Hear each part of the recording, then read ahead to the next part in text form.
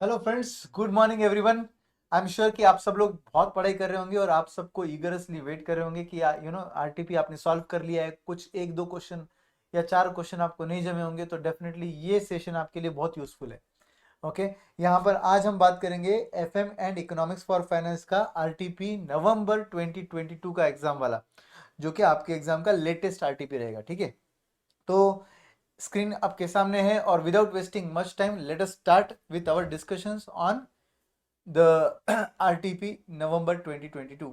ठीक है, तो सब लोग आई एम वेरी श्योर कि आपने सॉल्व किया रहेगा। अगर नहीं किया रहेगा तो आई सजेस्ट कि ये आरटीपी का लेक्चर आप आरटीपी सॉल्व करने के बाद देखना चाहिए, बिकॉज आपको डाउट्स डिफिकल्टीज आएंगे तो ये सेशन के थ्रू उसको सॉल्व हो जाएगा।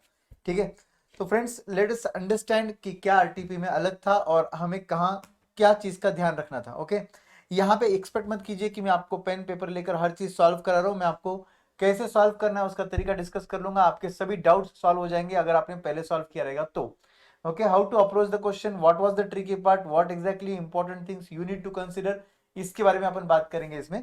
तो सबसे पहला क्वेश्चन रेशियो एनालिसिस पर दिख रहा है, जिसमें बोला है the following information of ASD limited related to the year ending 31st March 2022 is given to us. The net profit is 8% of sales. Raw material consumed 20% of COGS. Direct wages 10% of COGS. Stock of raw material 3 months usage. Stock of finished goods 6% of COGS. Gross profit 15% of sales. इसका मतलब COGS is 85% of sales. Then debt collection period is 2 months. All sales are on credit basis. Current ratio is given to you. Fixed assets to current ratio is also given to you. Fixed assets to sales ratio is also given to you. Long term loans to current liability is given to you. And capital to reserves and surplus ratio is given to you. अब आपको बोला you are required to prepare the profit and loss account of this company for the year ended 31st March 2022 in the following format. तो इस type के format पे based रहेगा, तो ये हमको पता होता है कि कौन से आइटम्स यहाँ पर आने वाले हैं और उतने ही आइटम्स को हमें कैटर करना होता है। तो यहाँ पर हमको पीएनएल एंड ट्रेडिंग अकाउंट में कुछ भी दिया हुआ नहीं है, बट कौन से आइटम्स है वो दिया है, कोई नंबर नहीं दिया है आपको। और नीचे बैलेंस शीट में आपको कौन से आइटम्स है वो दिया है और एक चीज का अमाउंट दिया है, वो है फिक्स एसेट्स। अब आप बताइए, आपको अगर 1,30,00,000 के फिक्स एसेट से ये अगर पता है, तो ऊपर के रेशियोज में आप शुरुआत कहां से करोगे दोस्तों? तो आप सबसे पहले इस आंसर में शुरुआत करना चाहिए fix assets to current ratio, current assets. इससे क्या होगा, 13:11 के रेशियो में आप डिवाइड करके आपका करंट एसेट्स का अमाउंट निकाल सकते हो। करंट एसेट्स का अमाउंट आ गया एक बार, उसके बाद आप fix assets to sales ratio use कर लो और आप सेल्स का अमाउंट निकाल लो।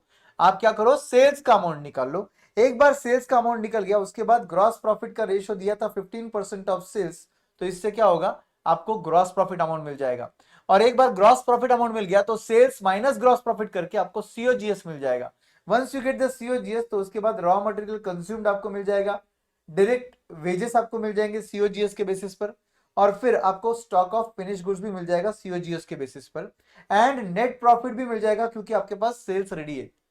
तो गाइज ये सब चीजें आपके पास रेडी हो जाएगी। और उसके बाद इन्होंने डेट कलेक्शन पीरियड आपको दे रखा था 2 मंथ्स का। तो अगर डेट कलेक्शन पीरियड आपको 2 मंथ्स का दे रखा है, तो आपको क्या करना चाहिए, सेल्स डिवाइडेड बाय 12 करके 1 मंथ का सेल आएगा, इंटू 2 करके 2 मंथ्स का सेल आएगा, विच इज नथिंग बट डेटर का अमाउंट। तो सेल्स डिवाइडेड बाय 12 इंटू 2 करोगे तो आपको आपका डेटर्स का अमाउंट मिल जाएगा। सो डेट कलेक्शन पीरियड से आपको डेटर्स भी मिल गया। करंट रेशियो भी दे रखा था दोस्तों आपको, नीचे करंट एसेट्स रेडी थे आपके पास, तो करंट लायबिलिटी भी आपके पास रेडी हो जाएगा करंट रेशियो के थ्रू। तो आई एम वेरी श्योर कि आपको समझ गया कि ये क्वेश्चन कैसे सॉल्व करना है। हमने सेल्स निकाला, हमने डायरेक्ट वेजेस निकाले, हमने रॉ मटेरियल कंज्यूम्ड भी निकाला। Raw material consumed was 20% of COGS, तो रॉ मटेरियल कंज्यूम्ड निकलेगा। अब raw material consumed is nothing but direct material consumed, तो ये फिगर भी आपको मिल गया। फिर उसके बाद आपको ग्रॉस प्रॉफिट का नंबर भी मिल गया है, तो ऑब्वियस सी बात है कि ओवरहेड्स जो है वो क्या बन जाएगा, आपका balancing figure of trading account बन जाएगा। उसके बाद दोस्तों आपको वो बैलेंसिंग फिगर मिलने के बाद आपका ट्रेडिंग अकाउंट में जो ग्रॉस प्रॉफिट दिख रहा है वो नीचे लाना है। आपका नेट प्रॉफिट का अमाउंट भी आपके पास रेडी है, तो ऑब्वियसली ये बन जाएगा आपका balancing figure. Selling and distribution expenses ये बन जाएंगे आपके बैलेंसिंग फिगर। फिर आप बैलेंस शीट पे आ जाओ। स्टॉक ऑफ रॉ मटेरियल निकालना बहुत ही आसान है, आपको रॉ मटेरियल कंज्यूम पता है, उस रॉ मटेरियल कंज्यूम को आप यूज करोगे और बोला है 3 मंथ्स कंजम्पशन, तो इसका मतलब क्या हुआ, raw material consume divided by 12 into 3 करोगे तो आपको स्टॉक ऑफ रॉ मटेरियल्स मिल जाएगा। तो स्टॉक ऑफ रॉ मटेरियल्स यहां पर आ जाएगा। फिर फिनिश गुड्स का स्टॉक ऊपर निकाल ही चुके थे हम, because it was percentage of COGS. उसके बाद डेटर्स का अमाउंट हमने निकाल ही चुके थे और हमने करंट एसेट्स का अमाउंट निकाला था। तो ऑब्वियसली बात है, ये हमारे पास करंट एसेट्स का अमाउंट रेडी है, मतलब इन सबका टोटल रेडी है। तो obviously cash will become balancing figure of current assets, cash will be balancing figure of current assets. उसके बाद आपको शेयर करंट लायबिलिटी पता है, यस पता है। कैसे आया, करंट रेशियो के थ्रू आया था हमारा करंट लायबिलिटीज। एंड दोस्तों उसके बाद आपको long term loans to current liabilities का रेशियो दिया था।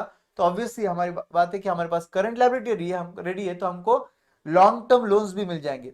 तो लॉन्ग टर्म लोन्स का अमाउंट मिल गया हमको यहां पर। अब हमारे पास इस पूरे बैलेंस शीट में एक ही फिगर बचता है, वो है एक्चुअली ये वाला फिगर।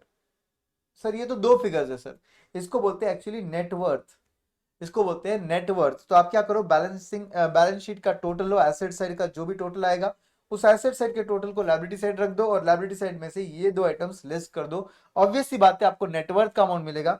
वो net worth is nothing but share capital plus reserves and surplus का टोटल। तो share capital and reserves and surplus का रेशियो हमें पता है, शेयर कैपिटल 1 है, रिजर्व्स एंड सरप्लस 4 है। तो 1:4 का रेशियो है कैपिटल टू रिजर्व्स का। तो हमें क्या करना पड़ेगा, नेटवर्थ के अमाउंट को 1:4 में डिवाइड करना पड़ेगा, तो हमारा बैलेंस शीट पूरा रेडी हो जाएगा। मतलब ये 1:4 में डिवाइड करने के बाद हमारा बैलेंस शीट पूरा रेडी हो जाएगा।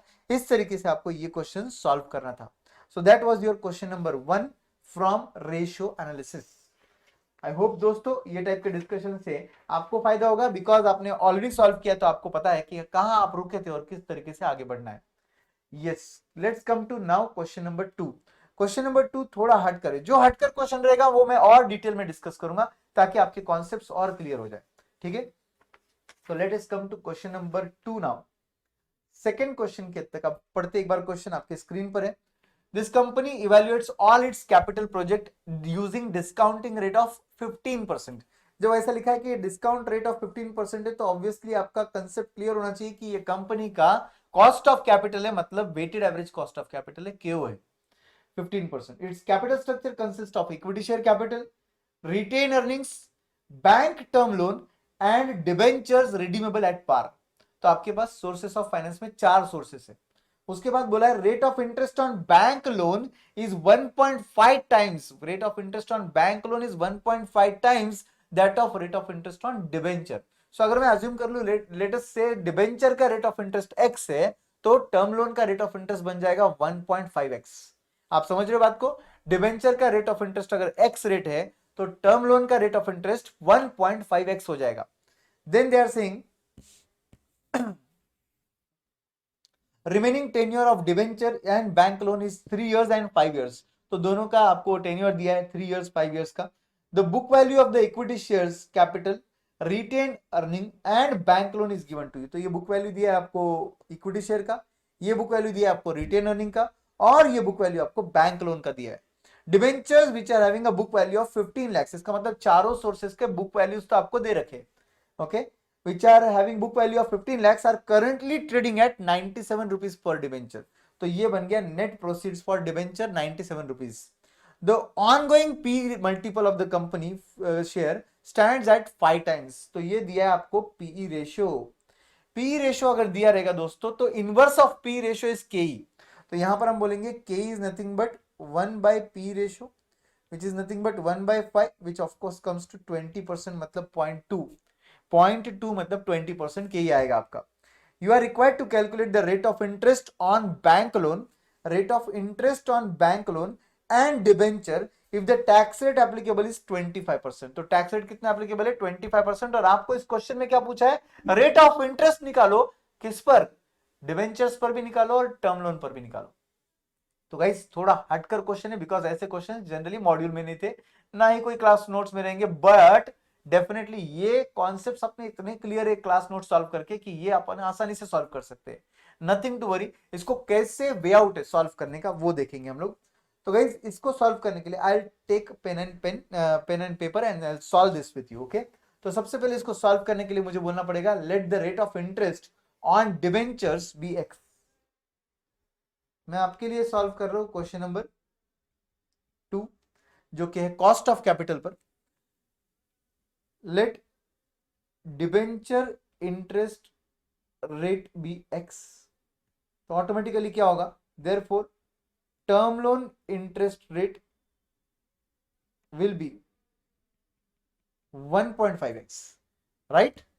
अब क्या करेंगे दोस्तों, आगे हमको दोनों का रेट ऑफ इंटरेस्ट नहीं दिया था, मगर ढूंढना तो वही है भाई। हमने एक का लिया x और एक का लिया 1.5x। अब बात करेंगे कॉस्ट ऑफ डिबेंचर्स की, केडी फॉर डिबेंचर्स।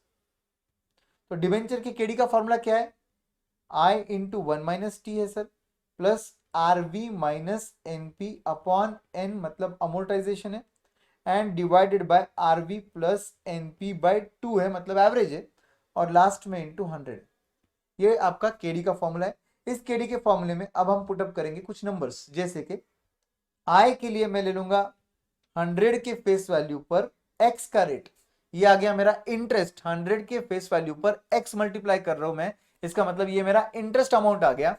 इसको इंटू 1 - 0.25 कर देंगे, प्लस रिडीमेबल एट पार बोला था इसलिए 100 लेंगे, माइनस 97 का नेट प्रोसीड्स है, रिमेनिंग लाइफ इसकी 3 इयर्स है, होल डिवाइडेड बाय एवरेज करेंगे, मतलब 100 प्लस 97 डिवाइडेड बाय 2, लास्ट में इंटू 100।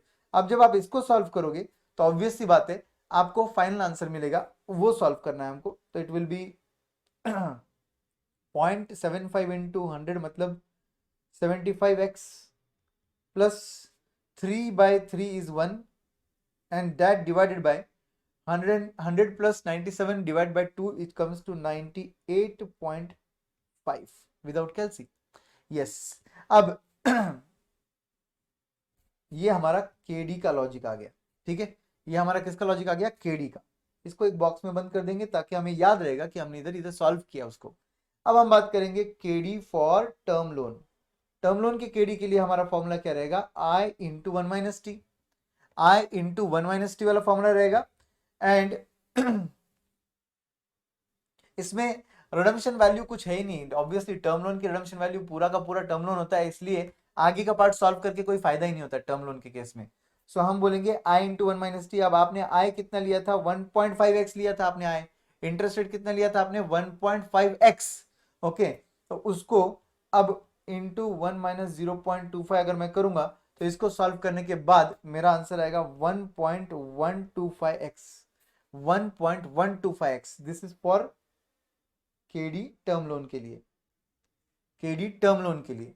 अब आपको के का तो आंसर ऑलरेडी पता है, के is nothing but inverse of P ratio which is nothing but 1/5 which comes to 0.2, that is 20%, that is 20%। ये मेरा क्या मिल गया मुझे, therefore this is my के 20%। एंड क्योंकि यहां पर मेरे पास कोई भी पर्सनल टैक्स नहीं है, कोई भी टाइप का ब्रोकरेज नहीं है, इसीलिए this itself is my KR also, KR will also be 20%। तो मेरे पास कहने से चारों सोर्सेस ऑफ फाइनेंस के कॉस्ट ऑफ कैपिटल निकल चुके। अब मैं सिंपल सा वैक का फॉर्मेट फिक्स कर दूंगा, उसमें ये पुटअप करके मेरा आंसर डायरेक्टली आ जाएगा। Now let's go to directly solution part so that we save some time. Okay, तो सॉल्यूशन पार्ट में मैं ले जा रहा हूं, जितना मैंने सॉल्व किया उसके बेसिस पर आपको इजीली समझ जाएगा। अभी देखिए, ये हमारा वैक का फॉर्मेट होता है। इस वैक के फॉर्मेट में मेरे पास इक्विटी का value, reserve and surplus, debentures, term loan, इन सब का वैल्यू क्वेश्चन में दिया था। इसका हमने टोटल ले लिया, इससे हमने वेट्स निकाल लिए, मतलब ही प्रपोर्शन निकाल लिया। उसके बाद इंडिविजुअल कॉस्ट 20% जो अभी डिस्कस किया था के आर और के का, एंड ये आ गया हमारे डिबेंचर का कॉस्ट जो कि केडी था। देख लीजिए इधर हमने लिखा भी है, ये डिबेंचर के लिए था और ये टर्म लोन के लिए था, तो यही कॉस्ट वहां पर पुटअप किया हुआ है। ये है टर्म लोन वाला कॉस्ट, ये है डिबेंचर वाला कॉस्ट, खत्म। इसको मल्टीप्लाई किया आपके प्रोपोर्शंस के साथ तो ये सब नंबर्स आ जाएंगे, और फिर उनका टोटल लेंगे तो ये पूरा का पूरा टोटल आ जाएगा। ये पूरा का पूरा टोटल का फाइनल आंसर कितना है, जो कि क्वेश्चन में दिया था डिस्काउंटिंग रेट इज 15%। तो मैं क्या करूंगा, ये पूरा आंसर इज इक्वल टू 15% रखकर मेरे एक्स की वैल्यू निकल जाएगी। ये मेरा एक्स का वैल्यू निकल गया, मतलब ये मेरा rate of interest on debentures आ गया। अब इसको इंटू 1.5 करेंगे तो टर्म लोन का रेट ऑफ इंटरेस्ट आ जाएगा। तो इसी को मल्टीप्लाइड बाय 1.5 किया तो आंसर मेरा कितना आया, 15.54। तो मेरा टर्म लोन का रेट ऑफ इंटरेस्ट है 15.54 और मेरा डिवेंचर का रेट ऑफ इंटरेस्ट है 10.36%। I hope friends you are understanding this. एकदम अलग क्वेश्चन था बट एकदम आसान था। आपको बस कॉन्सेप्ट्स को स्टिक करना है, डरना नहीं है। ओके और अगर आपको लगे अरे बहुत हटकर क्वेश्चन है, नहीं समझ रहा है क्या करना है, एग्जाम माहौल में ऐसा आ गया, नथिंग टू वरी, छोड़ दो, लास्ट में सॉल्व करो, टेंशन मत लो। ठीक है, तो this was your question number 2। Cost of capital का अलग क्वेश्चन था, इसको आप एलडीआर मार्क कर सकते हो। लास्ट डे जाने के पहले एक बार ये क्वेश्चन को देख लेना चाहिए। Okay, question number 3 capital structure का बहुत ही आसान क्वेश्चन, हमारे क्लास के नोट्स में सेम टू सेम क्वेश्चन है, हमने सॉल्व भी किया है। ABC Limited provides you the following information: EBIT is given to us, interest is given to us, EBT, income tax, number of मतलब अर्निंग आफ्टर टैक्स भी रेडी है, नंबर ऑफ इक्विटी शेयर्स दिया है एंड डिवाइड करके EPS निकाला हुआ है, पी रेशियो दिया हुआ है, रूलिंग प्राइस इन द पर शेयर ये दिया हुआ है, इसका मतलब MPS भी दिया हुआ है, मार्केट प्राइस पर शेयर भी दिया हुआ आपको, ये सब before expansion. Of course company has undistributed reserves of 7 lakh rupees, need 4 lakh rupees for further expansion. इसका मतलब ये क्वेश्चन किसके बारे में है, ये 4 लाख रुपए एक्सपांशन के बारे में। The this investments are expected to earn the same rate as the funds already employed. तो आपके पास भाई साहब जितने भी पैसे अभी एम्प्लॉयड है उस पर जो रेट ऑफ इंटरेस्ट मिल रहा है वही रेट ऑफ इंटरेस्ट इस अमाउंट 4 लाख पर भी मिलेगा। Okay, you are informed that the debt equity ratio, that is debt divided by debt plus equity into 100 higher than 32% will push down the P ratio to 8 times, will push the P ratio to 8 times। अभी जो P ratio 10 times है वो, but वो push down to 8 कब होगा, जब आपका date equity ratio 32% को क्रॉस करेगा। एंड देन दोस्तों उन्होंने बोला है एंड इसका मतलब एक और चीज होगी, raise the interest on additional borrowing to 12%। Additional borrowing मतलब डेट प्लान में अगर कोई पैसा उठाते हो आप तो आपका एडिशनल बोरिंग जो रहेगा वो 12% से होगा इंस्टेड ऑफ 10%। अभी का रेट कितना है 10, मगर प्रपोज डेट अगर रहेगा तो वो कितने रेट से मिलेगा 12। वो कब 12 से मिलेगा, मगर उसके लिए debt equity ratio should cross 32%। You are required to ascertain the probable price of the share.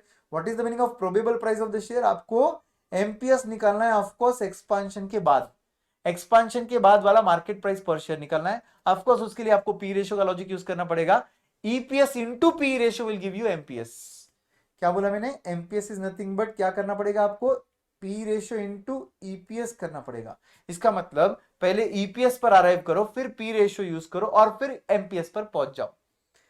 If additional funds are raised as debt and if additional funds are raised by issuing equity shares at ruling price of 40 rupees per share.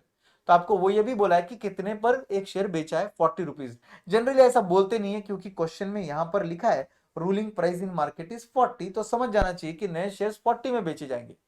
अगर specifically ऐसा बोला है इसका मतलब ये question तो और भी आसान है, हमारे नोट्स के क्वेश्चन में तो ये बोला भी नहीं था। यस, तो इसको सॉल्व करने के लिए आपको याद होगा तो सबसे पहले आपको क्या करना पड़ेगा, टोटल पैसा कितना अभी है वो निकाल लो, कैपिटल एम्प्लॉयड निकाल लो, अभी का ईबीआईटी यूज कर लो, दोनों को डिवाइड करके क्या होगा आपको आरओआई मिलेगा।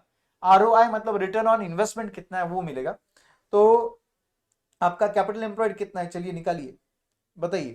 कैपिटल एम्प्लॉयड के लिए आपको क्या करना पड़ेगा, डेट अमाउंट निकालना पड़ेगा, रेट ऑफ इंटरेस्ट रेडी है, इंटरेस्ट अमाउंट रेडी है, डेट आसानी से निकल जाएगा। Debt is equal to interest divide by KD करना पड़ेगा। इंटरेस्ट है 40,000, कॉस्ट ऑफ डेट है 10%, सो आपका डेट का अमाउंट आ गया 4 लाख। फिर उसके बाद आपको 30,000 नंबर ऑफ शेयर्स 10 ईच का बोला है, तो ऑब्वियस सी बात है 30,000 शेयर्स इंटू 10 करने के बाद मुझे 3 लाख का इक्विटी कैपिटल मिल गया। उसके बाद नीचे बोला है अनडिस्ट्रीब्यूटेड रिजर्व है मेरे पास 7 लाख के। तो जरा देखिए अच्छे से, ऊपर का आपका डेट अमाउंट था 4 लाख, इक्विटी अमाउंट था 3 लाख एंड अनडिस्ट्रीब्यूटेड आपके जो रिजर्व है वो है 7 लाख के। तो 4 लाख का डेट प्लस 3 लाख का इक्विटी प्लस 7 लाख का अनडिस्ट्रीब्यूटेड रिजर्व्स, तो टोटल ये कितना हो जाएगा 14 लाख, प्लस एक्सपेंशन कितने का है 4 लाख का है, तो आफ्टर एक्सपेंशन अमाउंट कितना हो जाएगा 18 lakh. After expansion amount will be 18 lakh, अभी जो अमाउंट इन्वेस्टेड है वो है 14 लाख। तो आपको अभी फिलहाल ईबीआईटी कितना मिल रहा है 2,80,000। ये ईबीआईटी आप किस पर अर्न कर रहे हो, अभी के कैपिटल पर, मतलब 14 लाख पर अर्न कर रहे हो। तो आपको आरओआई निकालना बहुत ही आसान हो जाएगा। ROI will be nothing but 2,80,000 का आपका ईबीआईटी डिवाइडेड बाय 14 लाख का आपका एग्जिस्टिंग कैपिटल एम्प्लॉयड इनटू 100। जब आप ये कर लोगे तो आपका आंसर कितना आएगा, जरा चेक कीजिए। अगर आप ये कर लेते हो सॉल्व तो आपका आंसर आता है 2.8 divided by 14 into 100, that comes to 20%। 20% ROI अभी आप अर्न कर रहे हो। कैपिटल एम्प्लॉयड एक्सपांशन के बाद भी इतने पर यही रेट अर्न करोगे। तो एक्सपांशन के बाद ईबीआईटी आफ्टर एक्सपांशन क्या होगा दोस्तों, after expansion you have 18 lakhs not 14, and उस पर आप अर्न करोगे 20%। तो 18 पर अगर मैं 20% लू तो it comes to 3.6 lakh rupees. ये नया आ गया आपका ईबीआईटी। ये ईबीआईटी लेना है, इसमें से एग्जिस्टिंग इंटरेस्ट लेस करना है, उसके बाद प्रपोज डेट का इंटरेस्ट लेस करना है, उसके बाद ईबीटी आएगा, फिर टैक्स लेस करना है, ईएटी आएगा, प्रेफरेंस शेयर्स नहीं है, divide by number of shares करना है एग्जिस्टिंग वाले प्लस प्रपोज्ड वाले, और फिर ईपीएस पर आना है, ईपीएस को इनटू पी रेशियो कर एमपीएस पर पहुंचना है। तो गाइस इसमें सबसे बड़ी दिक्कत आएगी कि एडिशनल फंड्स बोरोड पर रेट ऑफ इंटरेस्ट क्या लेंगे, वो डिपेंड करेगा आपका डेट इक्विटी रेशियो पर। पी रेशियो क्या यूज करेंगे वो भी डिपेंड करता है आपका डेट इक्विटी रेशियो पर। तो डेट इक्विटी रेशियो इन लोगों ने बोला 32% अगर क्रॉस हुआ तो ही आपका कुछ चेंजेस है, अदरवाइज कोई चेंज नहीं है। तो जरा 2 मिनट के लिए हम डेट इक्विटी रेशियो निकाल लेते हैं। फॉर्मूला क्या है भाई, debt upon debt plus equity into 100, this is the formula. We have two plans, one is debt plan, the other is equity plan, no problem. Debt plan में आपके पास existing date 4 lakh का रहेगा प्लस प्रपोज डेट 4 लाख का रहेगा, क्योंकि proposed amount date plan में date से raise किया जा रहा है, divided by total date plus equity तो 18 लाख ही रहेगा, क्योंकि एक्सपांशन के बाद टोटल कैपिटल एम्प्लॉयड आपका 18 लाख से इनटू 100 कर लो। इसका आंसर कितना आता है 8 डिवाइडेड बाय 18।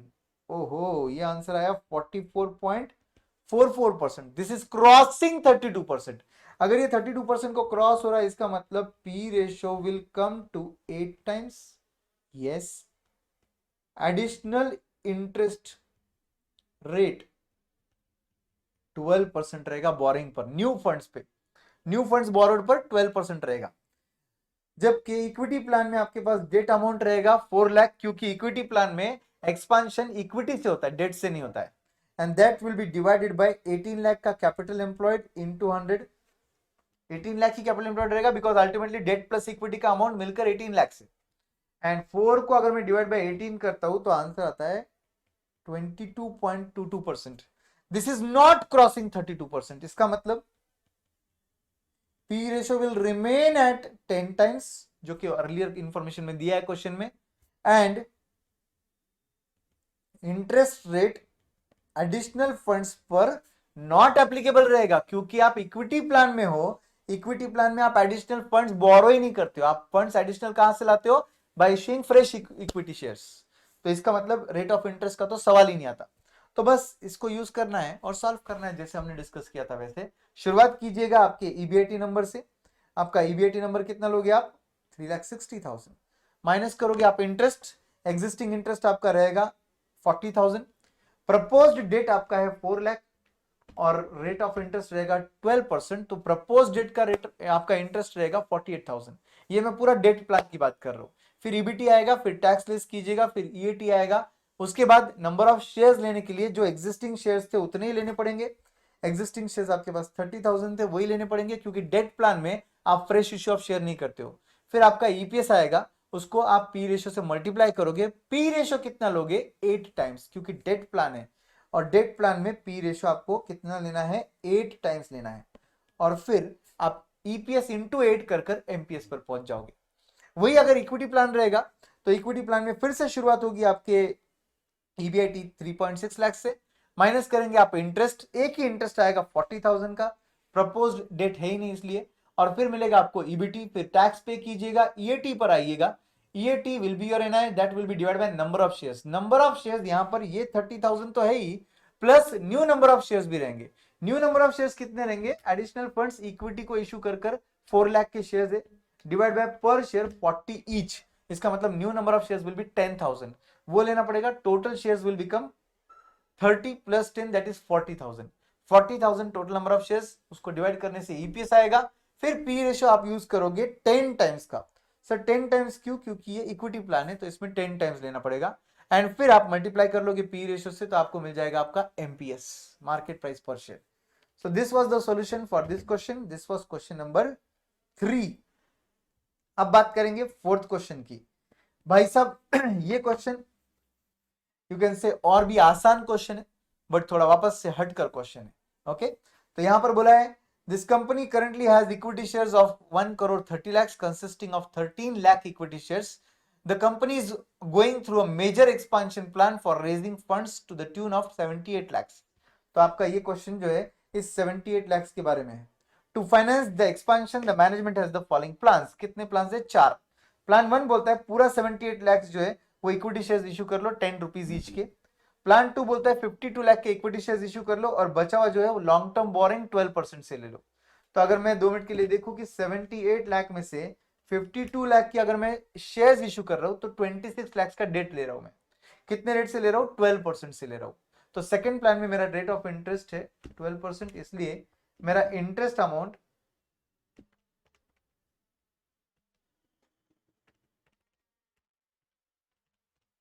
3,12,000 का इंटरेस्ट अमाउंट आएगा सेकंड प्लान में इंटरेस्ट अमाउंट। उसके बाद थर्ड प्लान बोलता है इशू 39 लाख के shares because 3,90,000 shares of 10 each, and बचा हुआ अमाउंट डिबेंचर से ला लो 9% रेट ऑफ इंटरेस्ट से। तो सेम जैसे ऊपर किए थे वैसे बस नंबर चेंज रहेगा। और लास्ट प्लान में बोला है इशू 39 lakhs के equity shares because 3,90,000 shares of 10 each, and बचा हुआ बैलेंस थ्रू 6% प्रेफरेंस शेयर्स। तो लास्ट प्लान जो है वो इक्विटी और प्रेफरेंस का कॉम्बिनेशन है। प्लान 2 और प्लान 3 जो है वो इक्विटी और डेट के अलग अलग अमाउंट का कॉम्बिनेशन है, एंड प्लान 1 जो है वो पूरा इक्विटी वाला प्लान है।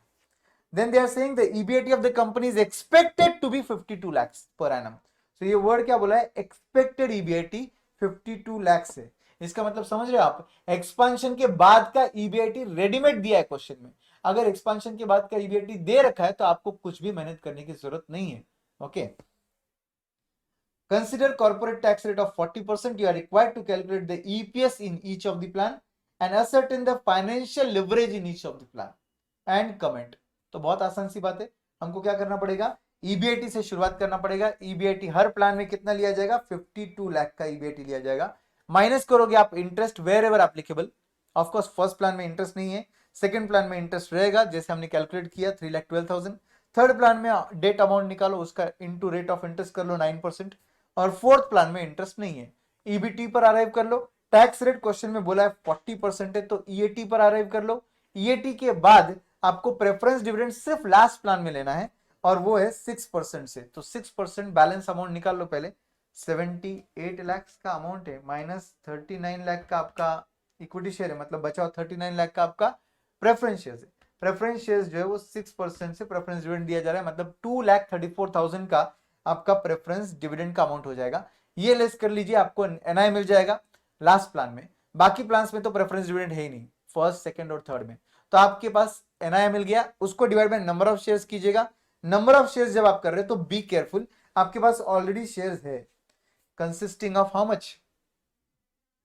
Currently it has already 13 lakh shares, and उसके अलावा आप फ्रेश इश्यू ऑफ शेयर करोगे प्लान टू प्लान। जैसे कि फर्स्ट प्लान में 7,80,000 न्यू शेयर्स इश्यू होंगे तो ऑब्वियसली 13 लाख के साथ वो ऐड हो जाएंगे। 13 लाख प्लस 7,80,000 कर दूंगा मैं तो इट कम्स टू 13 प्लस 7.8 करेंगे तो 20,80,000 नंबर ऑफ शेयर्स आएंगे। ऐसे ही सेम प्लान टू प्लान आपको ऐड करते जाना है। ये देंगे आपको नंबर ऑफ शेयर्स, डिवाइड कर लो NI by number of shares, आपको ईपीएस मिल जाएगा। बस फर्स्ट पार्ट सॉल्व हो गया। आपको ईपीएस निकालना था, आपने निकाल लिया। फाइनेंशियल लेवरेज निकालना है तो प्लान 1, प्लान 2 और प्लान 3 का फॉर्मूला रहेगा EBIT upon EBT, but financial leverage last plan में, ईच प्लान बोला है तो लास्ट प्लान में आपका फॉर्मूला रहेगा EBIT upon EBIT minus interest minus preference dividend divided by 1 minus tax. क्योंकि जब जब प्रेफरेंस डिविडेंड आता है तो फाइनेंशियल लिवरेज का फॉर्मूला चेंज होता है। तो ये वाला फॉर्मूला आपको सिर्फ प्लान 4 में लेना पड़ेगा, और बाकी फर्स्ट सेकंड और थर्ड प्लान में आपके लिए फॉर्मूला रहेगा ये वाला। बस दैट्स इट। इस पर आपको कमेंट करना है, इन्होंने कमेंट किया नहीं है बट आप कमेंट कर सकते हो। फाइनेंशियल लिवरेज ज्यादा है मतलब आप एडवांटेज ज्यादा ले पा रहे हो। यस, तो this was your question number 4 based on financial leverage as well as EPS calculation. Now coming to next question, एक हॉस्पिटल है, क्वेश्चन नंबर 5, इन्वेस्टमेंट डिसीजन मतलब कैपिटल बजटिंग भाई। तो एक हॉस्पिटल है, हॉस्पिटल क्या बोल रहा है, it is considering purchasing of MRI machine, presently the hospital is outsourcing the work relating to MRI machine and earning a commission of 6,60,000 net of tax. यहाँ पे क्या बोला है, नेट ऑफ टैक्स, इसका मतलब ये कमीशन अपने को नेट ऑफ टैक्स मिलता है 6,60,000 का, क्योंकि हम पेशेंट्स को एमआरआई करने बाहर भेजते और जहां भेज रहे वहां से कमीशन लेते। ओके, ये भी एक part and parcel of business है।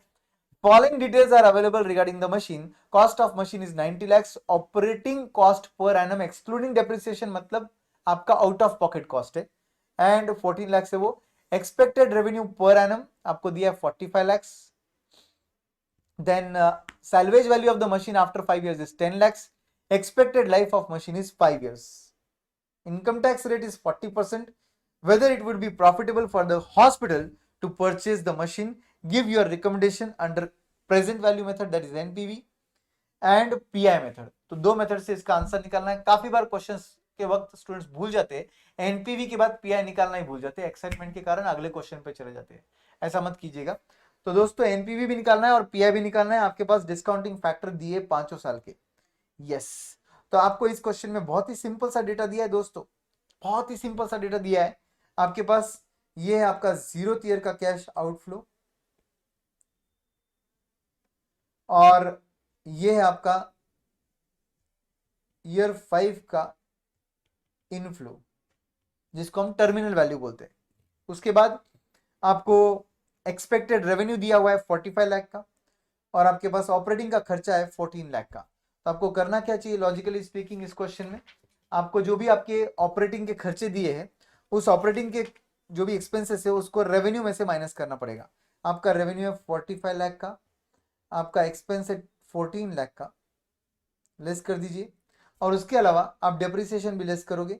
डेप्रिसिएशन कितना रहेगा, 90 लाख की मशीन है, 5 इयर्स का यूजफुल लाइफ है, बट 90 में से सैलवेज वैल्यू 10 लेस कर 80 भी divide by 5, that comes to 16 lakhs। तो 16 lakhs का आपका डेप्रिसिएशन लेस हो जाएगा। ओके, अच्छे से लिखते हैं, थोड़ा सा आपको भी समझेगा। 45 लाख का रेवेन्यू, एक्सपेंस आपके 14 लाख के, और 16 लाख का आपका डेप्रिसिएशन। तो ये डेप्रिसिएशन है, ये एक्सपेंस है, ये रेवेन्यू है। ये आ गया मेरा प्रॉफिट बिफोर टैक्स। कितना आता है, 45 minus 14 minus 16, that comes to 15 lakh profit before tax. इसमें से टैक्स लेस कर दीजिए, प्रॉफिट आफ्टर टैक्स आएगा, डेप्रिसिएशन एड बैक कर लीजिए, सीएफएटी आ जाएगा। As simple as this. Sir वो कमीशन, सर कमीशन जो रहेगा वो अपन नेट ऑफ टैक्स है, इसलिए एंड में लिया जाएगा। कमीशन जो है वो नेट ऑफ टैक्स है, एंड में लिया जाएगा उसको, ठीक है। तो प्रॉफिट बिफोर टैक्स पे आप टैक्स चार्ज कर लीजिए, 40% टैक्स है। प्रॉफिट आफ्टर टैक्स आएगा 60%, तो डायरेक्टली इसका 60% ले लेते हैं, 9 lakhs, राइट, मतलब ये 6 लाख है। तो ये प्रॉफिट आफ्टर टैक्स आ गया आपके पास 9 lakhs का। एड बैक कर लीजिए डेप्रिसिएशन, डेप्रिसिएशन ऊपर लेस किया था ना, ऐड कर लीजिए उसे। 9 + 16 comes to 25 lakhs। 25 lakh is nothing but your CFAT। ये आपका CFAT आने के बाद आपका जो कमीशन जो अदरवाइज आपको मिलता था अब नहीं मिल रहा है, तो आपका कैश आउटफ्लो ट्रीट किया जाएगा, क्योंकि लॉस ऑफ रेवेन्यू है वो आपके लिए, तो इसलिए वो कैश आउटफ्लो ट्रीट किया जाएगा। तो कैश आउटफ्लो कितना ट्रीट किया जाएगा आपका, 6.6 lakhs था वो कमीशन लॉस। तो इसमें से लेस कर देंगे 6.6, तो ये आ जाएगा 18.40 का कैश फ्लो आफ्टर टैक्स, जो हमें फाइनली कंसिडर करना चाहिए। और ऑफ कोर्स 5th ईयर हम अलग दिखाएंगे। तो हमारे एनपीवी स्टेटमेंट में 0 ईयर का आउटफ्लो रहेगा, 1 से 5 इयर्स का ये हमारा इनफ्लो रहेगा, और 5th ईयर का टर्मिनल वैल्यू अलग से दिखाया जाएगा 10 lakhs का। इस तरीके से आपका एनपीवी स्टेटमेंट बन जाएगा। एनपीवी निकाल लीजिए, पीआई तो आसानी से आ जाएगा, present value of cash inflow upon present value of cash outflow, या फिर आप फॉर्मुला यूज कर सकते हो NPV plus initial investment upon initial investment.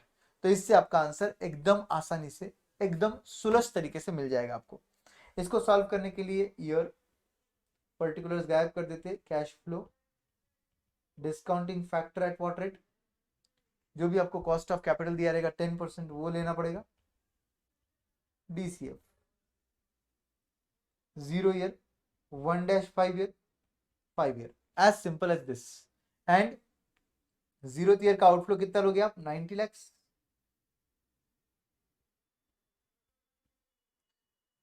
One dash five का इनफ्लो लोगे आप 18.5 lakh, 18.4 lakhs. And fifth year का लोगे आप टर्मिनल कैश इनफ्लो 10 लैक्स का। बस इसको डिस्काउंट करके फाइनल जो आंसर आएगा ये आपका एनपीवी रहेगा। और इसी एनपीवी को यूज करके आप पीआई निकाल सकते हो, NPV plus initial investment upon initial investment. So that will be your final pi answer. So guys हमने दोनों सॉल्व कर लिया, एनपीवी भी और पीआई भी सॉल्व कर लिया।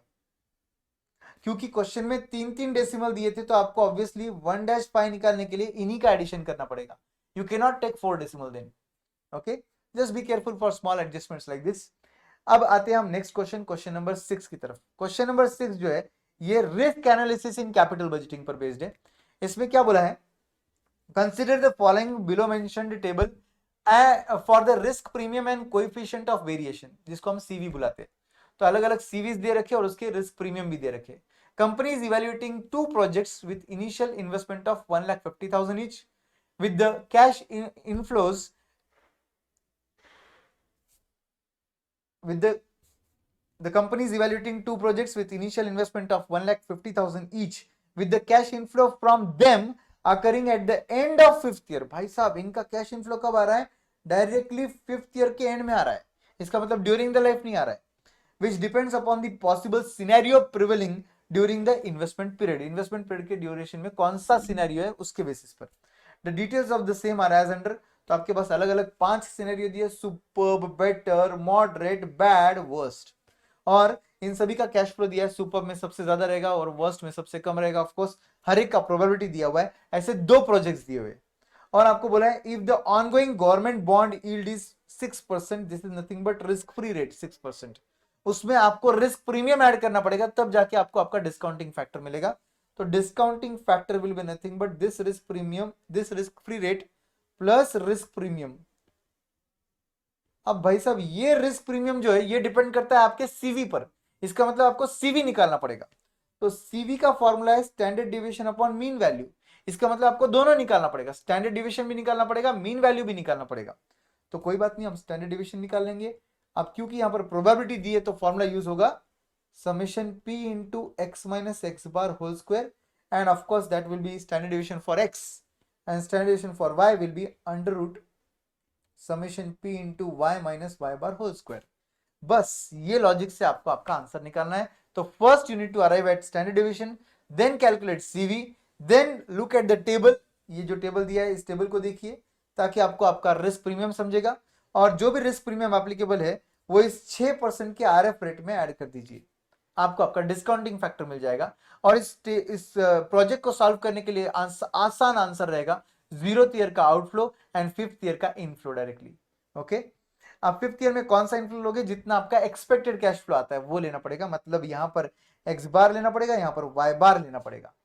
यस, तो एक्स बार वाई बार आखिर कैसे निकलेंगे? हमें एक्स बार और वाई बार निकालने के लिए हमें क्या करना पड़ेगा? कैश फ्लो इनटू प्रोबेबिलिटी करके टोटल लेना पड़ेगा। तो इसका लॉजिक कैसे बनेगा? आपके पास सपोज मैं x का सॉल्यूशन दिखाता हूं, तो x के सॉल्यूशन के आपके पास कैश फ्लो रेडी है, x के प्रोबेबिलिटीज रेडी है। तो आप क्या कीजिए, प्रोबेबिलिटी इनटू कैश फ्लो कीजिए। आपके पास अलग अलग कैश फ्लोज हैं और उनके प्रोबेबिलिटीज हैं, बस मल्टीप्लाई कीजिए, आपको प्रोबेबिलिटी इनटू कैश फ्लो मिल जाएगा। ये वाला ये आंसर आएगा आपका एक्स बार। एक बार एक्स बार आ गया तो x minus x bar whole square होने के बाद मल्टीप्लाइड बाय p, जब आप इसको सॉल्व कर लोगे तो ये आपका आंसर आ जाएगा। ये आपका जो आंसर है ये स्टैंडर्ड डिविएशन स्क्वायर रहेगा। स्टैंडर्ड डिविएशन निकालने के लिए इसे रूट में डालना पड़ेगा। इसे रूट में डालने के बाद आपके पास स्टैंडर्ड डिविएशन आएगा। एक बार स्टैंडर्ड डिविएशन आ जाएगा तो उसको डिवाइड बाय मीन वैल्यू कर सीवी पर अराइव कीजिए। सीवी आने के बाद आप टेबल रेफर कीजिए, रिस्क प्रीमियम का रेट देखिए, आरएफ रेट में ऐड कर लीजिए। तो हम डायरेक्टली सॉल्यूशन पे जाते हैं ताकि आपको समझेगा इस क्वेश्चन में आंसर किस तरीके से आता है। सो गाइज ये है आपका वो क्वेश्चन। ये देखिए ये आपका एक्स बार आ गया और फिर बाद में स्टैंडर्ड डिवीजन आ गया। इन्होंने फॉर्मूला लिखने के लिए अलग स्टाइल में लिखा है, आप अपने फॉर्मूले से सॉल्व कीजिए, आंसर सेम आता है। उसके बाद सीवी निकालने के लिए सेम फॉर्मूला यूज किया दोस्तों, standard division upon mean value. तो मीन वैल्यू हमारा 2,24,000 है जो हमने इधर निकाला, यस वो लिया, सीवी आ गया। सीवी एक बार आ गया तो क्वेश्चन में हमने क्या किया, सीवी को रेफर करके देख लिया डिस्काउंटिंग रेट कौन सा एप्लीकेबल रहेगा, तो हमने फिर सीवी को रेफर करके डिस्काउंट रिस्क प्रीमियम देखा और वो रिस्क प्रीमियम को हमने आरएफ के साथ ऐड कर दिया, तो ये आरएफ है, ये वो रिस्क प्रीमियम है जो 6% है, तो आपका डिस्काउंटिंग फैक्टर आ गया 12%। तो प्रोजेक्ट एक्स को मैं कितने रेट से डिस्काउंट कर रहा हूं, 12%। Same I will do for Y, okay whatever I am saying is applicable for Y, numbers change है, आंसर चेंज है, बाकी कुछ नहीं, लॉजिक पूरा सेम रहेगा। और फिर 0th ईयर का आउटफ्लो, 5th ईयर का इनफ्लो। सर 5th ईयर क्यों लिया सर, 1-5 क्यों नहीं लिया, क्योंकि क्वेश्चन में पढ़िए उन्होंने बोला एंड ऑफ 5th ईयर में आ रहा है आपका कैश फ्लो, सो आपका जो भी एक्सपेक्टेड वैल्यू था जिसको हम एक्स बार बोल रहे थे वो आपको एंड ऑफ 5th ईयर मिलेगा, तो 5th ईयर के रेट से डिस्काउंटिंग करके आपका एनपीवी निकाल लिया। ऐसे ही सेम आपने प्रोजेक्ट वाई का एनपीवी निकाला, तो प्रोजेक्ट वाई का एनपीवी 8640 पॉजिटिव आया और यहां पर नेगेटिव आ रहा है, तो ऑफकोर्स हम बोलेंगे project why should be selected. बहुत सिंपल सा क्वेश्चन था दोस्तों, इजी, बोनस मार के अगर क्वेश्चन एग्जाम में आ जाता है तो। Yes, so now let's get back two questions. तो ये था आपका क्वेश्चन नंबर 5 के बाद 6, ठीक है, risk analysis in capital budgeting हमने सॉल्व किया। अब हम आते क्वेश्चन नंबर 7 पर। अब ये सब डिस्कशंस आपके तभी एप्लीकेबल रहेंगे और वैलिड रहेंगे जब आपने ये सब सॉल्व किया है। अगर आपने ये सॉल्व नहीं किया ना दोस्तों, तो फ्रैंकली स्पीकिंग जो मैं बात कर रहा हूं ये सब आपको डेफिनेटली बाउंसर जाएगा और आपको कुछ नहीं समझेगा। मेरा यकीन मानिए, एक बार अगर सॉल्व नहीं किया रहेगा, सॉल्व करके ये लेक्चर को देखिए, आपको सब कुछ समझ जाएगा। नाउ डिविडेंड डिसीजन पे ये बहुत ही बेहतरीन क्वेश्चन इंस्टीट्यूट ने पूछा है आरटीपी में, जिसकी एग्जाम में आने के चांसेस भी ऑफकोर्स ज्यादा है, but again a question which is based on purely logic. अगर आपको क्लास के लॉजिक पता है तो आप ये भी क्वेश्चन सॉल्व कर सकते हो। ऑफकोर्स आपका मैथ्स भी स्ट्रांग होना चाहिए इसके लिए, और आई एम अज्यूमिंग कि वो है, तो उसके बेसिस पर हम आगे बढ़कर ये क्वेश्चन भी सॉल्व करेंगे, ठीक है। तो ये क्वेश्चन मैं आपको थोड़ा आगे जाकर सॉल्व करके दिखाऊंगा, क्योंकि आपके डाउट डिफिकल्टी थोड़े ज्यादा रहेंगे इस क्वेश्चन में। तो ये बोल रहा है कि ordinary shares of a listed company are currently trading at 10 rupees per share with 2 lakh shares. तो अभी का एग्जिस्टिंग शेयर कितना है, 2 लाख शेयर्स, इसको हम लोग बोलते हैं एन। एन कितना है आपका, N1 भी बोल सकते हैं, N1 कितना है आपका 2 lakhs, ठीक है। Then they are saying the company anticipates that its earning for the next year will be 5 lakh, इसको हम ई बोलते हैं। ये आपका अर्निंग है नेक्स्ट ईयर का, ये हमारा ई है। The existing cost of capital for the equity shares is 15%, ये आपका existing cost of equity capital दे रखा है 15%, और ऑफकोर्स इसको हम के ही बोलते हैं, जो आप भी जानते हो। And then the company has certain investment proposal under discussion which will cause an additional 26,089 ordinary shares will be issued if no dividend is paid। मतलब अगर डिविडेंड नहीं दिया, हमने इन्वेस्टर्स को पे नहीं किया, तो हम नए नंबर ऑफ शेयर्स इस इन्वेस्टमेंट के लिए कितना इशू करेंगे, 26,089, एंड या फिर और we will issue additional 47,619 ordinary shares if dividend is paid. क्योंकि डिविडेंड जब आप पे करते हो तो आपका ऑब्वियसली अर्निंग में से पैसा डिविडेंड में चला जाता है, तो आपके पास रिटेन अर्निंग कम बचता है। अगर रिटेन अर्निंग ही कम बचा तो ऑफकोर्स सी बात है कि आपको आगे नंबर ऑफ शेयर्स ज्यादा इशू करने पड़ेंगे, इस वजह से इसका आंसर 47,000 नंबर ऑफ शेयर्स दिया है, 619। Okay, applying MM hypothesis on dividend decision, calculate the amount of investment, calculate the amount of investment इसको हम आई बोलते हैं, एंड डिविडेंड जिसको हम D1 बोलते हैं, okay, under the consideration by the company. तो भाई साहब यहां पर आपको दो ही चीजें निकालनी है, इन्वेस्टमेंट आई निकालना है और डिविडेंड D1 निकालना है, ठीक है। तो एमएम अप्रोच के बेसिक्स अगर आपको क्लियर रहेंगे तो मैं आपको याद दिला देता हूं कि एमएम अप्रोच में आपके पास हम सॉल्व कर रहे कौन सा क्वेश्चन, क्वेश्चन नंबर 7 सॉल्व कर रहे, ठीक है। तो 7th क्वेश्चन में हमारे पास प्राइस दिया है, करंट प्राइस ऑफ शेयर कितना दिया है, 10 रुपए। अभी existing number of shares N1, N बुलाएंगे हम उसको, N कितना दे रखा है, 2 लाख नंबर ऑफ शेयर्स दे रखा है। अर्निंग कितना दिया है, 5 लाख अमाउंट का अर्निंग दिया हुआ है, ओके। आपके पास के कितना दिया हुआ है, 15% शायद, बराबर, यस।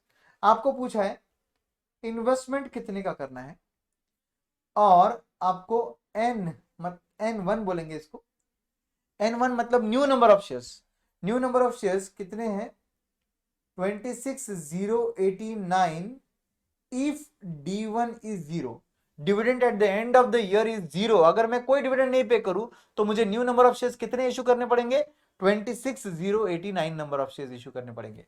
यस, तो ये पूरा इंफॉर्मेशन क्वेश्चन में दिया है। मैं पहले सॉल्व करना पड़ेगा मुझे कंपल्सरीली कौन सा part, if dividend is not paid. अगर डिविडेंड नॉट पेड रहेगा तो price, today's price is nothing but एक साल बाद का प्राइस प्लस एक साल बाद का डिविडेंड डिवाइडेड बाय 1+R, मतलब 1+K। तो ऑब्वियसली एक साल बाद का प्राइस आई डोंट नो, मगर मुझे अभी का प्राइस पता है 10 रुपए, एक साल बाद का प्राइस पता नहीं है। 0 रुपीज का डिविडेंड मैं देने वाला हूं क्योंकि डिविडेंड नॉट पेड सॉल्व कर रहे पहले, and that should B divide bye 1.15 because rate of interest is 15%। जब आप इसको सॉल्व कर लोगे तो ऑफकोर्स आपका P1 का आंसर आएगा क्रॉस मल्टीप्लाई कर 11.50। कितना आंसर आएगा आपका P1? 11.50 का P1 आएगा, बट ये तब आएगा डिविडेंड नॉट पेड के वक्त आएगा, राइट? अगर सपोज फॉर एग्जांपल मैं सोचूं कि डिविडेंड नॉट पेड के अंदर फिर न्यू नंबर ऑफ शेयर्स कितने रहेंगे, तो मुझे क्या करना पड़ेगा, N1 is equal to investment minus earnings plus ND1 divided by 1+K। मतलब क्या करना, सॉरी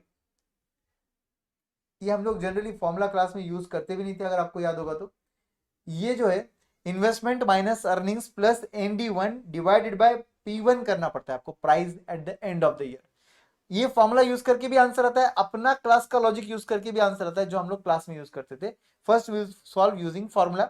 आपका इन्वेस्टमेंट कितना है नहीं पता, न्यू नंबर ऑफ शेयर्स कितने हैं 26089, न्यू नंबर ऑफ शेयर्स है 26089, इन्वेस्टमेंट मुझे पता नहीं है, मेरा अर्निंग है 5 लाख रुपीज का, राइट?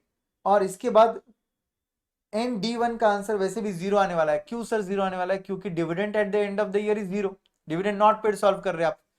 इसको divide by price at the end of the year 11.50 जो ऊपर निकाला है अपन ने, ये अगर हम लोग सॉल्व कर लेंगे दोस्तों तो हमारा आय का वैल्यू आ जाएगा। इसको सॉल्व करने से हमारा आय का वैल्यू आता है 8,00,024। इसको सॉल्व करके हमारा आंसर कितना आता है 8,00,024, मतलब एक्चुअली उसका आंसर है 8 लाख। ठीक है, अब सबसे मेन बात, मैं डिविडेंड पे करूं या ना करूं, मेरा इन्वेस्टमेंट अमाउंट तो सेम रहेगा ना, इन्वेस्टमेंट अमाउंट सेम रहेगा, मेरे रिटेन अर्निंग्स मतलब चेंज होंगे वो अलग बात है। डिविडेंड पे करोगे तो कम रिटेन अर्निंग अवेलेबल रहेंगे, डिविडेंड ज्यादा पे करोगे तो ऑब्वियसली रिटेन अर्निंग कम अवेलेबल है, नहीं पे करोगे तो पूरा का पूरा रिटेन अर्निंग अवेलेबल है, but investment amount will remain same. तो investment in my answer is 8 lakh rupees. This is the key for answering this question. अगर आपको अप्रोच याद है तो investment remain same, new number of shares या कितना retain earning available बचता है डिविडेंड पे करने के बाद, वो सब चेंज होता है, मगर investment amount is same. So investment is 8,00,024। अब क्या करना है दोस्तों इसके आगे, यस इसके बाद हम लोग क्या करेंगे, if dividend is paid solve करेंगे, तो भी देखते हैं क्या होता है। बट अगर मैं आपको जस्ट ये याद दिला दूं कि हम लोग कैसे सॉल्व करते थे, तो हम क्लास में सॉल्व करते थे विदाउट यूजिंग फॉर्मूला। हम लोग बोलते थे earning 5 lakh less dividend paid,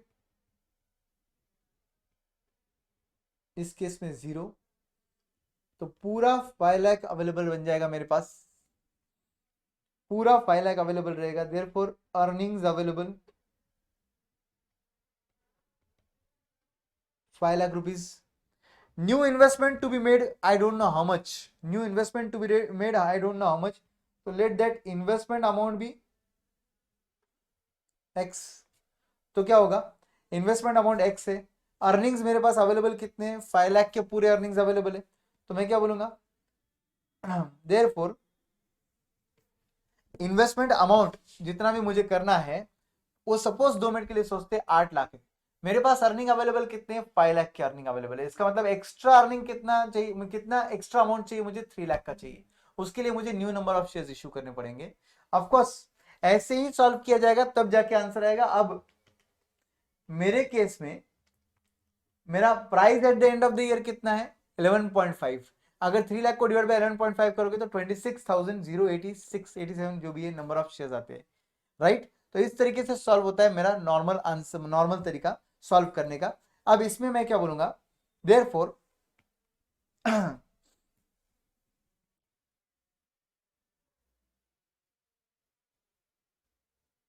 additional funds required is nothing but x का इन्वेस्टमेंट करना है, 5 लाख अवेलेबल है, तो बस that will B additional funds required. अब P1 is 11.50, therefore new shares to be issued is nothing but x minus 5 lakh जितना investment required है additional, divided by price at the end of the year, and that is equal to जो question में दिया है 26 कितना है वो 089 ना, 26,089। यस, इस तरीके से अगर आप सॉल्व कर लोगे तो आपको x का वैल्यू मिल जाएगा। इसको सॉल्व करके देख लो आपका x का वैल्यू कितना आता है, इन्वेस्टमेंट का वैल्यू आता है 8 लाख। इसको सॉल्व करोगे तो आपके x की वैल्यू आती है 8 लाख रुपीज, 8,024 आता है, 8,024 आपका इन्वेस्टमेंट का वैल्यू आता है फिर। यस, इसका मतलब आई वाज जस्ट शोइंग कि ये सेम आंसर अपने क्लास के वर्किंग से भी आता है। Okay, now we will use the formula next part के लिए अगर करना पड़ा तो। So if dividend is paid तो उस केस में कैसे सॉल्व होगा। इफ डिविडेंड इज पेड तो आप क्या बोलोगे, P0 तो 10 का 10 ही रहेगा। न्यू नंबर ऑफ शेयर्स पता नहीं, बट एग्जिस्टिंग नंबर ऑफ, हाँ न्यू नंबर ऑफ शेयर्स भी पता है, existing number of shares 2 lakh से आपका अर्निंग जो है वो 5 लाख रहेगा, जो सेम दिया है वही रहेगा। इन्वेस्टमेंट हमको पता चल गया है 8,024 है, इन्वेस्टमेंट जो है वो पता चल गया 8,024 है, यही आपको पता है 15% है। न्यू नंबर ऑफ शेयर्स जो है वो भी पता है आपको 47,619 दिया था ना, और आपको सिर्फ D1 कितना है वो निकालना है। इस क्वेश्चन में कितना D1 है वो निकालना है आपको, dividend eight the end of the year कितना है वो निकालना है। बहुत ही आसान सा क्वेश्चन है ये भी सॉल्व करने के लिए। अब आपको क्या करना है, इसके लिए P0 is equal to P1 plus D1 divided by 1 plus K, ये यूज कर लो। आपके पास P0 10 दिया है, P1 आपके पास नहीं दिया है, प्लस D1 नहीं पता है, divide bye 1.15, therefore can we say P1 plus D1 is equal to 11.5, P1 plus D1 is equal to 11.5, therefore you can say that your price at the end of the year is 11.5 amount minus D1. Let us call this as 1 for our understanding. तो हमने क्या बोला, price at the end of the year is nothing but 11.5 minus D1, right. अब ये part याद रखना कि हमने ऐसा लिखा है। इसके बाद हम बोलेंगे new number of shares to be issued N1 is equal to, formula use कर लेते हैं क्योंकि हमने क्रॉस चेक करके देख भी लिया कि लॉजिक से भी आता है, I minus E plus ND1 upon P1, ये फॉर्मूला है। अब इस फॉर्मूले में हमारे पास न्यू नंबर ऑफ शेयर्स पता है 47,619 है, इन्वेस्टमेंट पता है 8,024 है, प्लस अर्निंग पता है 5 लाख के हैं, प्लस ND1, इस केस में N पता है 2 लाख से बट D1 नहीं पता, कोई बात नहीं वही तो ढूंढना है, and that divide bye P1 करना है। अब ये जो P1 तुमने लिखा है ना, वो P1 के जगह मैं एक्चुअली यू कैन से ऊपर जो लिखा था ना P1 is equal to 11.5 minus D, वो भी लिख सकता हूँ। So I will rub this and I will write 11.5 minus D1, बस। अब अपने पास इसको सॉल्व करना है, क्रॉस मल्टीप्लाई करके डायरेक्टली आपको D1 का आंसर मिल जाएगा। अगर आप ये चीज को सॉल्व कर लोगे तो आपका क्रॉस मल्टीप्लाई करके आपका जो D1 का वैल्यू है वो 1 रुपया आता है, D1 का वैल्यू जो है वो 1 रुपया आता है। कुछ नहीं करना है आपको, 11.5 माइनस D1 को अपोजिट साइड ले जाओ, 47,619 से मल्टीप्लाई कर लो, और इज इक्वल टू वो जो राइट हैंड साइड लिखा है उसमें भी लास्ट में D1 है, बस आपको D1 एक साइड लेना है और बाकी नंबर्स एक साइड लेना है, और आपका आंसर आएगा D1 का। आपका D1 का आंसर आता है ₹1। That is the final answer, because उन्होंने आपको दो ही चीजें पूछी थी, इन्वेस्टमेंट एंड D1। तो इन्वेस्टमेंट कितना है आपका 8,024 एंड D1 कितना आया ₹1। That's it friends. तो मुझे लगता है कि ये क्वेश्चन था जो मुझे बहुत अच्छे से आपके साथ डिस्कस करना था, तो मैंने वो कर दिया है। Now question number 8 I would say दोस्तों, ये है आपका मैनेजमेंट ऑफ कैश का क्वेश्चन। ये क्वेश्चन बहुत लेंदी क्वेश्चन था एक्चुअली, इसका आंसर बड़ा ही लेंदी आंसर है, इतने सारे 10-10 एडजस्टमेंट्स है दोस्तों। उसके बाद आपको कैश बजट बनाना है, बनाना बहुत आसान रहेगा मगर it will take a lot of time. So I will suggest कि ये आपने क्लास में मतलब एक पेपर में लास्ट में सॉल्व करना चाहिए। आई वोंट डिस्कस ऑल्सो बहुत, बिकॉज बहुत ईजी सा क्वेश्चन है, क्वेश्चन में कुछ हार्ड एज सच नहीं है, बट सिर्फ इतना है कि it will take a lot of time for you to solve this, at least in the examination it will take 40 minutes. तो मैं क्या बोलता हूँ, 10 मार्क के लिए रोने का उसको ही अधिकार है जो बच्चा हुआ 90 मार्क्स अच्छे से सॉल्व करता है। So let's focus on 90, not on remaining 10। So with that logic we will skip this discussion of cash budget. Working capital management का ये बहुत अच्छा क्वेश्चन है, इसको भी स्टार मार्क कीजिएगा, LDR कीजिएगा, बिकॉज ये क्वेश्चन ऑपरेटिंग साइकिल के बारे में, और मैंने मेरे 21 मोस्ट लाइकली में भी बोला है कि ऑपरेटिंग साइकिल पर क्वेश्चन मुझे एक्सपेक्टेड है। सो गाइज यहां पर trading and profit and loss account दिया है आपके पास, opening stocks closing stocks ready है, सेल्स वैल्यू रेडी है क्रेडिट सेल्स का, परचेसेस का अमाउंट रेडी है, wages, production expenses, gross profit ready है, वो ग्रॉस प्रॉफिट नीचे गया, admin selling expenses, net profit दिया है। Opening and closing payable of raw materials were 16 lakhs and 19 lakh 20, then this is opening and closing payables for raw material, मतलब ये आपका accounts payable है। उसके बाद whereas the opening and closing receivables मतलब account receivable is 12 lakh and 16 lakhs, तो ये आपको एवरेज निकालने में काम में आ जाएगा। You are required to ascertain the working capital requirement by operating cycle method। आपको याद होगा ऑपरेटिंग साइकिल मेथड, तो हम लोग ग्रॉस ऑपरेटिंग साइकिल निकालते हैं। Gross operating cycle is nothing but your raw material storage period plus your WIP holding period plus your finished goods inventory holding period plus your debtors collection period। ये चारों को add करोगे तो आपको gross operating cycle मिलेगा। Net operating cycle निकालने के लिए ऊपर आंसर निकाला हुआ ग्रॉस ऑपरेटिंग साइकिल जो रहेगा उसमें से माइनस करना पड़ेगा आपको क्रेडिटर्स पेमेंट पीरियड। ये क्रेडिटर्स पेमेंट पीरियड लेस करने के बाद आपको मिल जाएगा आपका नेट ऑपरेटिंग साइकिल पीरियड। एक बार ये आ गया तो उसके बाद आपको क्या करना पड़ेगा, net working capital in rupees is nothing but you can say cost of sales, पूरे साल का cost of sales which is nothing but sales minus cross net profit. Cost of sales, आपके पास सेल्स रेडी है, yes. आपके पास net profit ready है, yes. तो कॉस्ट ऑफ सेल्स आसानी से आ जाएगा। This cost of sales should be divided by 365 multiplied by net operating cycle period. अगर आप नेट ऑपरेटिंग साइकिल पीरियड निकाल लेते हो और फिर कॉस्ट ऑफ सेल्स को डिवाइड बाय 365 करके into net operating cycle period कर लेते हो तो आपको वर्किंग कैपिटल इन रुपीज आ जाता है। अब क्वेश्चन ये आता है कि ये जो सर 4 आइटम्स लिखे ये कैसे आएंगे, तो इनके हर एक के फॉर्मूले आपको याद होगा। तो जैसे कि रॉ मटेरियल स्टोरेज पीरियड के लिए आप क्या करते हो, आपका अभी का रॉ मटेरियल स्टॉक जो भी रहेगा वो ओपनिंग क्लोजिंग जो भी है वो देखना पड़ेगा आपको। Opening plus closing divide by 2 करके आपके पास average stock of raw material आएगा and that should be divided by raw material consumed per day. आपको क्या करना पड़ेगा, raw material consumed per day करना पड़ेगा। तो raw material consume per day निकालना बहुत आसान है। आपके पास ओपनिंग स्टॉक रेडी है, अपने पास परचेसेस रेडी है, अपने पास क्लोजिंग स्टॉक रेडी है, आप रॉ मटेरियल कंज्यूम निकाल लो, उसको डिवाइड बाय 365 कर लो, पर डे कंजम्पशन आ जाएगा। तो उससे आपका रॉ मटेरियल का आंसर रेडी हो जाएगा। देन फ्रेंड्स आपको WIP होल्डिंग पीरियड निकालना है। WIP holding period logic will be same, what you will do is आपके पास WIP का ओपनिंग स्टॉक रेडी है, WIP का क्लोजिंग स्टॉक रेडी है, और आपके पास कॉस्ट ऑफ गुड्स, आपके पास कॉस्ट ऑफ प्रोडक्शन रेडी करना पड़ेगा आपको। एक बार आपके पास कॉस्ट ऑफ प्रोडक्शन रेडी हो जाएगा तो उसको कॉस्ट ऑफ प्रोडक्शन को आपको क्या करना पड़ेगा, डिवाइड बाय 365 करके पर डे प्रोडक्शन कॉस्ट निकालना पड़ेगा, और आपके ओपनिंग एंड क्लोजिंग स्टॉक का एवरेज लेना पड़ेगा। उससे आपको WIP होल्डिंग पीरियड मिलेगा। WIP holding period formula is what, आपका average stock of WIP divided by cost of production per day, cost of production per day. तो इस तरीके से आपके एक एक आंसर आते रहेंगे दोस्तों।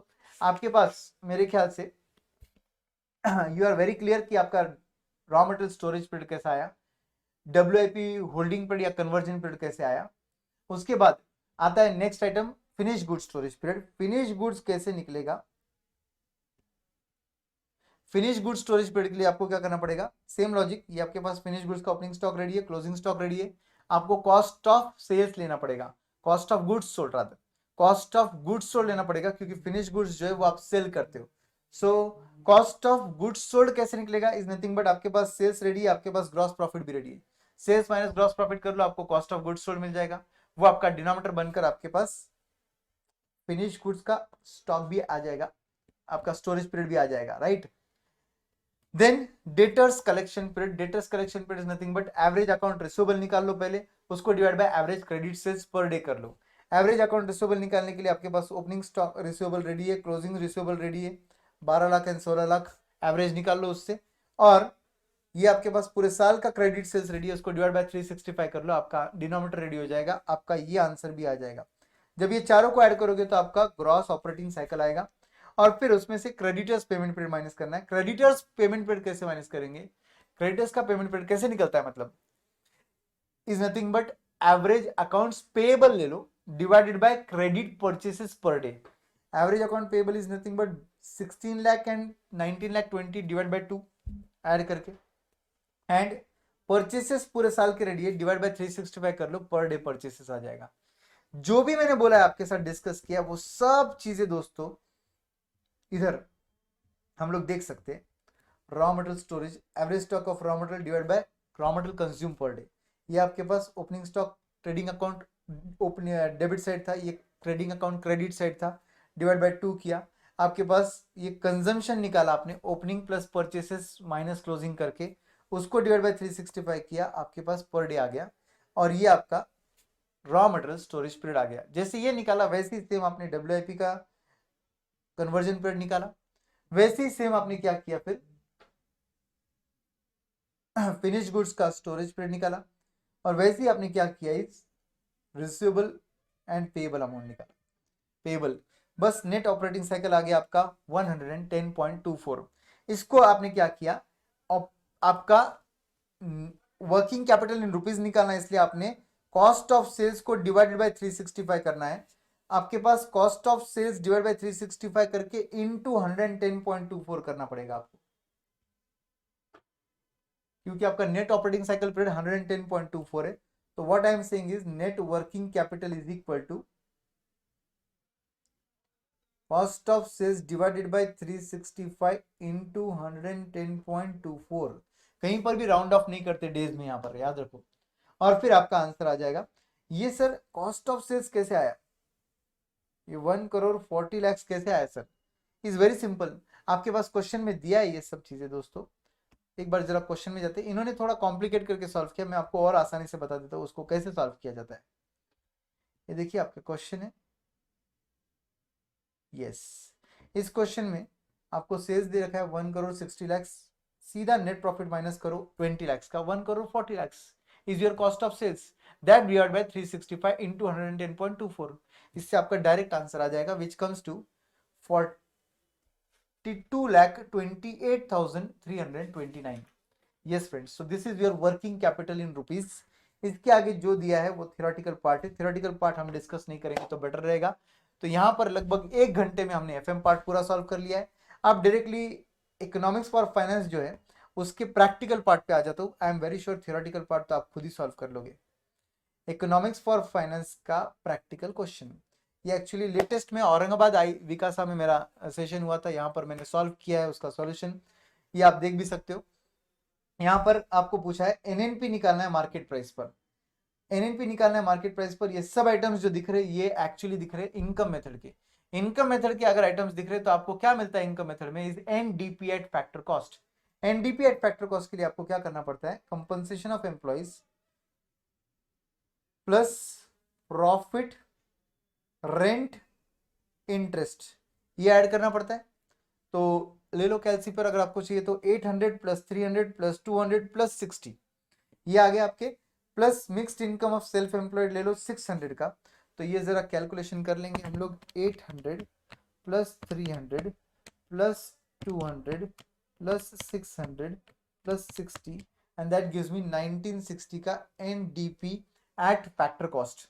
NDP at factor cost. Q sir, because income method always lands you at NDP at factor cost.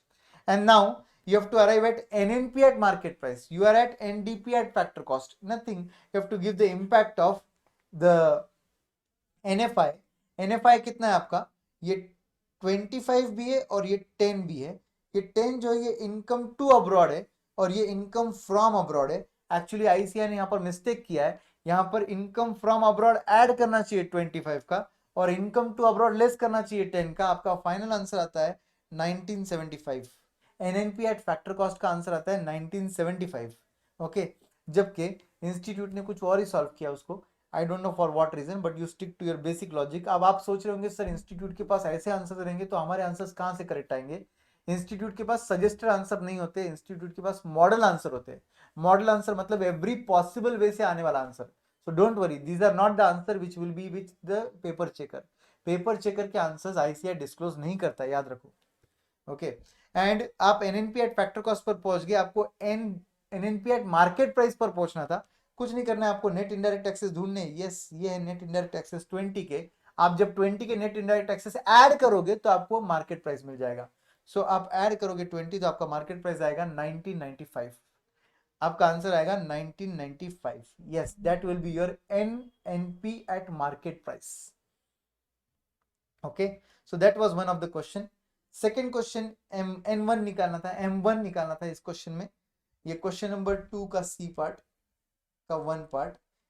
M1 निकालना है. M1 is nothing but what.